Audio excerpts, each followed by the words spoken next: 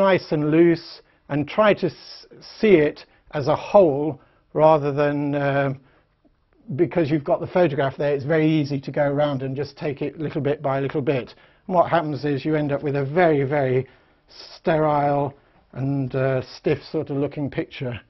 You want to keep it nice and loose. I'm adding a little bit of grey into these background people there, just so they go back a little. And notice how most of the head heights are more or less the same. That keeps the perspective right. So that's really the main proportions of the picture. We can play about with light and dark and detail with this now to increase how well the picture works. Let's look at the windows for a start. That's the interesting area. Now this area has started to dry already, you can see. That's dry. And I don't really want to add the windows on top. I don't want them just to be stuck on top, especially as their background. I want it to be nice and like an oil painting, all mixed together.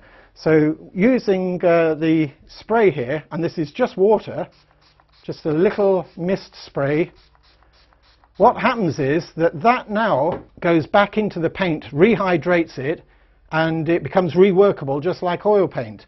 Conventional acrylics actually skin over, so you can't do that. What these acrylics do is they dry really from the inside out. So when you spray them with this mist spray, they rehydrate and they come workable again. And we're going to take some of these window colours. They're bluish, darkish blue, so we'll just mix some of the colours there we've got in that grey area. Now the top perspective is quite important. This building is coming down steeper than these because it's actually turning around. This one has got a steeper perspective. So that one could come up quite steeply like that. This one then turns a little bit, so it's less steep. It's got bits and pieces on the top, so we can do that. The next one just about follows the same, and then the next one starts to turn a bit more. And that's what makes the street look like it's going round a little bit. We can put some of those down the bottom here for the shops and things. These lines are just slightly going upwards because the eye level is there. Well, you can see it very clearly on the photograph, but when you're out there in the street, that's a little bit more difficult to see, and you have to make sure you understand perspective. It does help to understand it a little bit when you're working from photos as well. For example, now that line is on, that comes down to there, it crosses the eye level there, and that means all these windows point towards that same point. So if I put some, I never actually draw the lines in, I just sort of run my brush in that direction. So these will go like that. They're all pointing towards this point. These now are a little bit less, and that creates the perspective in that building. These are all the shop bits down there. Let's add a little bit of yellow and blue into that mixture just to change the shutter colours, and we'll put a couple in here like this. This has got a balcony. These are actually going to a point further away, like that. And then we'll do one over here. Then we'll move back to the blue a little bit.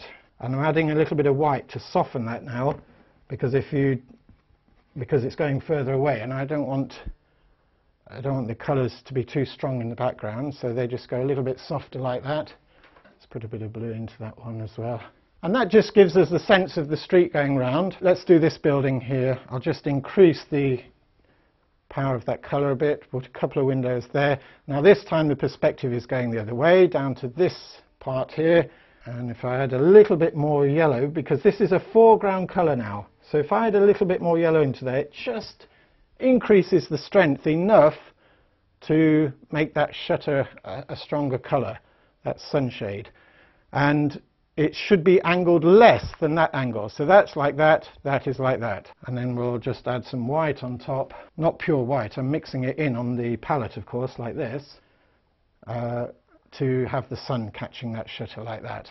Now, we've got very little sunlight in this picture because so far, but there's a lot in the photograph. So we need to look at the dark and light, and I think what we'll do is work with the detail of this fence here with a little bit of this strong ultramarine and burnt umber.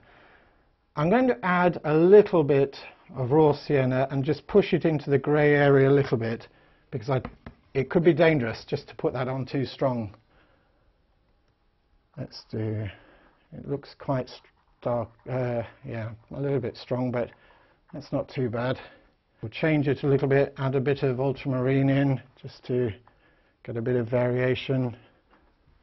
This guy, he's already got a dark brown face. Let's just add a little bit of blue into his jacket, and that will just create some variation, maybe a little bit of lighter blue into his jeans, just so that there's some variation in his clothes. We don't want to get into too much detail.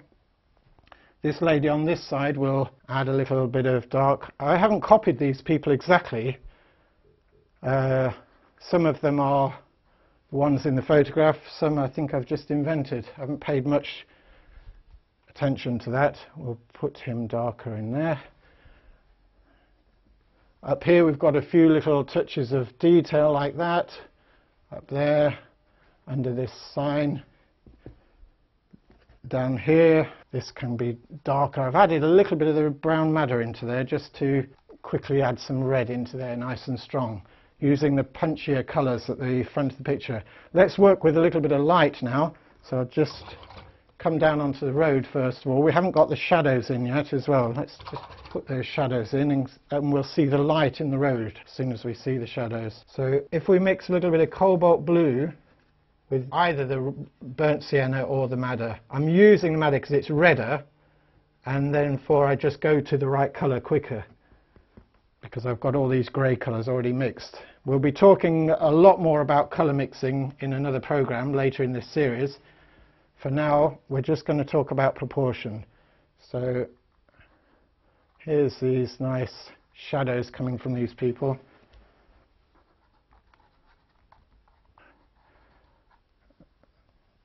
Okay, so increase that a little bit. We'll go onto the road, and you see the road now is totally dry. If I just give this a little spray, you can see now that's back into wet paint. So I can just take a little bit of the white. Let's take a little bit of white into this area of the palette, which is already a little bit pink, and just blend it into that paint that's already here. You can see how it blends here, look. It's not just going on top, that's blending in. We'll add a little bit of raw sienna as well. So I'm blending into this paint here that's already on the road, so it doesn't look too artificial. It looks nice and oily. In fact, it is just like, well, not exactly like, but it's very, very similar to working with oil paint when you do that.